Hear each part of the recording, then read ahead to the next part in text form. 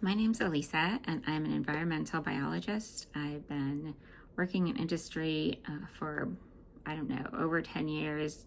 I've been fighting for the environment for probably over 15, 20 years.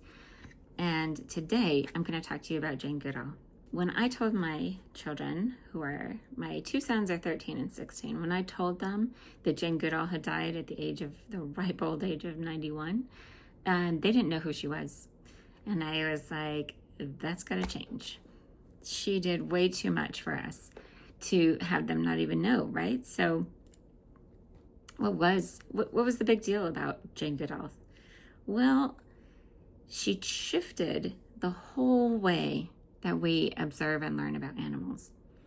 Before she came along, not knowing really what she was doing and just doing what was instinctive, it was a very cold scientific view of how you were supposed to learn about animals. And so for the most part, science just thought animals were dumb. They had no emotions, there was no social hierarchy, and you definitely did not get them names. And she came in and she went and hung out with them, named them, learned all about them because she was observing in the field for hours and hours and hours. It wasn't like now when we have cameras that can just take footage and we can just set up trap cameras or whatever and just observe them all the time. Like, she had to be out there in the field doing this and taking notes, and she took meticulous notes from what I understand. What she found was they actually knew how to make tools, and that was incredulous. Like, how dare she even suggest such a thing? And oh my goodness, why in the world would she name them? That's against all the rules. She just broke everything. What is wrong with this woman, right? That, again, and then at the time, probably because she was a woman as well. Trying in the world that she grew up in science, she was definitely against the grain. And yet, for what she did, she reshaped so many things. There were so many species that were being abused and killed because nobody thought they really had any value other than eating them or their skins or their horns or whatever medicine they were being made into, right? So if you have no value in their life or you don't see that they have social skills and emotions and everything, then it's very easy to just kill them by the hundreds and thousands, and that's what they were doing. And in some areas, that's what they still do. But she used her notoriety because she became famous over time as more and more people discovered what she was doing.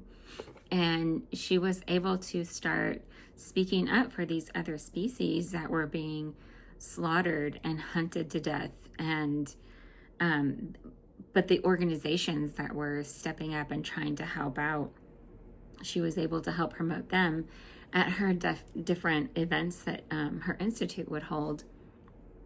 So zebras and cheetahs and all sorts of other, they had hope, and they had a chance to be able to gather more support and more educate more people on what was going on.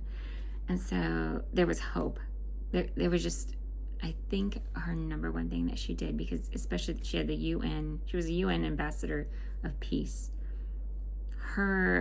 Yes, she had a huge impact on science and how we study animals, but the hope that she brought to making this world a better place, to being able to heal and set things in the right direction, set us off, that was humongous. That was tremendous. And we have huge shoes to fill in trying to continue where she left off. I think each of us needs to take that responsibility, and whatever part of the world or life that we have, and start taking those steps. Don't just let it fall and go for nothing and go in reverse.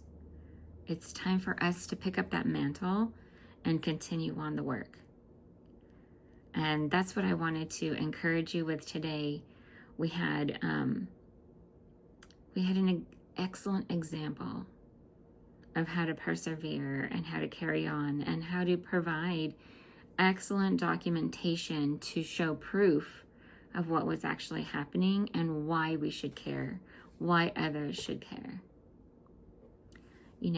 She's been a hero of mine for a long time, and back in, I want to say it was 2006, I could be wrong.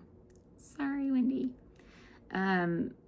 My friend Wendy and I were going to grad school for ecology and sustainability, and we heard that Jane Goodall was going to be at this conference in San Francisco, which was only a couple hours away. And of course, we hopped in the car to drive over there to be able to see her in person. And she was amazing. And she was just this little woman, but very powerful. And I hope that you will help join me in continuing that same dream.